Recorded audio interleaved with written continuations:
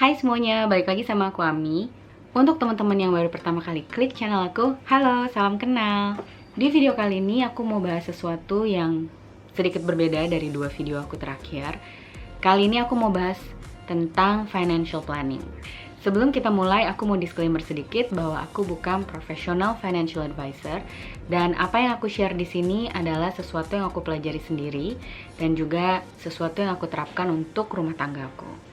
So with that said, let's continue the video. Mid-year financial checkup. Apa itu? Itu adalah proses yang aku lakukan untuk melakukan pemetaan atau memeriksa kondisi keuangan keluarga aku di tengah tahun. Sebetulnya video ini pengen aku bikin tadinya bulan kemarin di Juli, tapi karena satu dan lain hal aku baru bisa bikin videonya sekarang. Tapi it's fine, menurut aku nggak apa-apa, karena sebetulnya melakukan pemeriksaan keuangan itu nggak harus di tengah tahun. Kita bisa melakukan ini kapanpun yang menurut teman-teman itu yang terbaik. 3 step yang aku lakukan untuk melakukan financial check-up. Yang pertama adalah mengunjungi kembali goal atau tujuan keuangan yang sudah kita buat di awal tahun. Kalau kalian sempat tonton video aku di akhir Desember atau awal Januari kemarin, aku sempat sebut mengenai beberapa financial goal yang aku pengen achieve di 2021. Saat ini adalah waktunya untuk kita membuka kembali goals tersebut dan melihat apakah mungkin diperlukan adanya penyesuaian dari tujuan tersebut. Contoh penyesuaian. Aku pernah bilang bahwa aku pengen misalnya melakukan liburan. Aku di sini. Kebetulan rencana atau tujuan aku untuk 2021 belum ada perubahan. Tapi kalau misalnya ada perubahan, misalnya ada rencana untuk melakukan liburan di 2021 yang sepertinya itu tidak mungkin tercapai karena kan saat ini masih PPKM dan masih ada banyak restriksi, sehingga kemungkinan untuk berlibur itu sangat jauh jauh dan hampir-hampir mungkin tidak bisa dilakukan. So, dengan tahunya kondisi itu, kita bisa membuat perubahan di goal yang kita mau. Masih ada beberapa waktu, kita masih bisa membuat alokasi baru yang lebih masuk akal atau lebih achievable di 2021. Sehubungan dengan itu, step yang kedua adalah melakukan pengecekan kembali dari anggaran yang dibuat oleh teman-teman. Di video financial planning aku sebelumnya, aku pernah bilang bahwa penting untuk teman-teman membuat anggaran atau budgeting secara bulanan. Namun akan lebih baik lagi jika teman-teman bisa membuat budgeting untuk 12 bulan ke depan. Kenapa sih kita butuh melakukan budgeting segitu lama?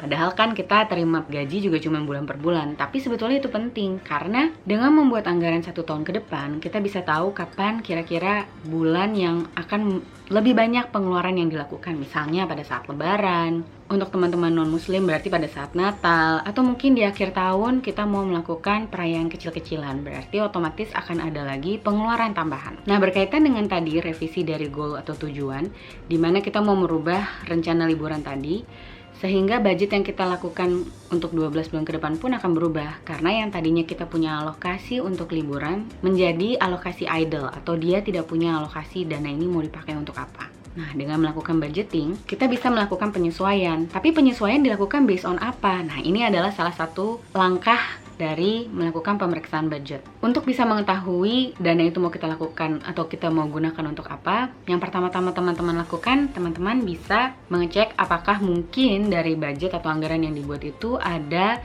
biaya-biaya yang belum diupdate. Misalnya, kita ada penggunaan internet yang tadinya hanya paket minimum menjadi paket yang lebih tinggi.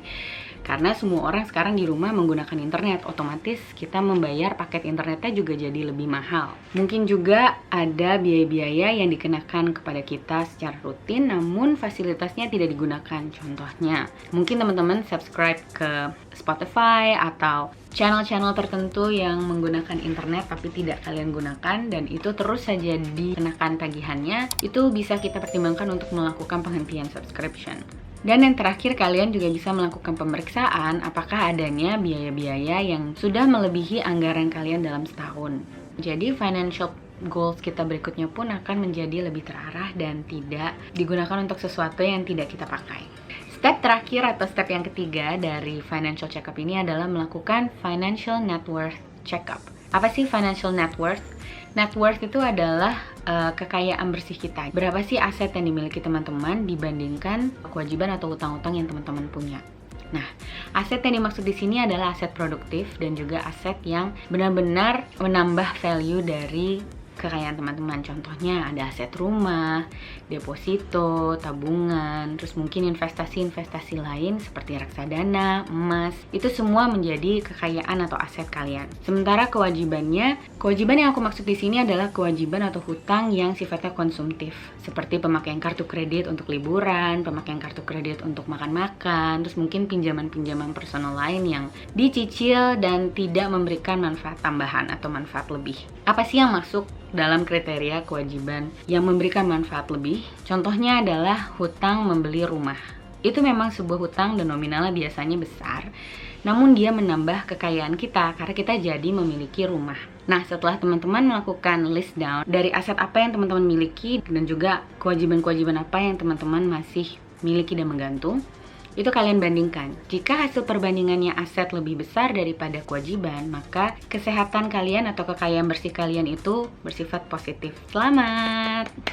Namun jika kewajibannya lebih besar daripada asetnya, berarti teman-teman tidak perlu kecil hati, namun harus melakukan penyesuaian dalam anggaran dan juga financial goal-nya. Mungkin ada goal-goal tertentu yang belum tercapai, tapi dananya ada nih. Jadi teman-teman bisa mulai melakukan pemeriksaan kembali. Budget-budget kalian kira-kira apa sih yang kelewatan? Ada nggak sih yang harus disesuaikan supaya tujuan keuangan tadi tercapai? Dan fokusnya adalah untuk melunasi hutang. Ingat, aku pernah bilang saat kita bikin budget bahwa di garis pertama kita harus selalu melunasi hutang, baru setelah itu kita melakukan saving. Kecuali teman-teman bisa menemukan tempat atau jenis investasi yang bisa memberikan penghasilan balik yang jauh lebih besar daripada bunga yang dikenakan atas hutang kalian. If you can find that, you can do your investment. But if not, selesaikan dulu kewajiban kalian, baru berpikir untuk melakukan investasi. So I guess that's about it for today's topic. Semoga ini berguna dan jika bisa membantu teman-teman, jangan lupa untuk di-klik like dan di-share ke teman-teman lain yang mungkin juga membutuhkan reminder ini. With that said, thank you for watching and I'll see you in my next video. Bye!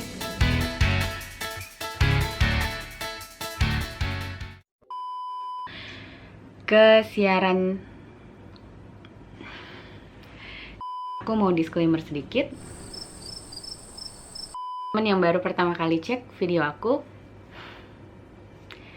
bukan financial professional advisor. Tentunya akan lebih baik lagi kalau teman-teman membuat budgeting. Wow, my battery is off.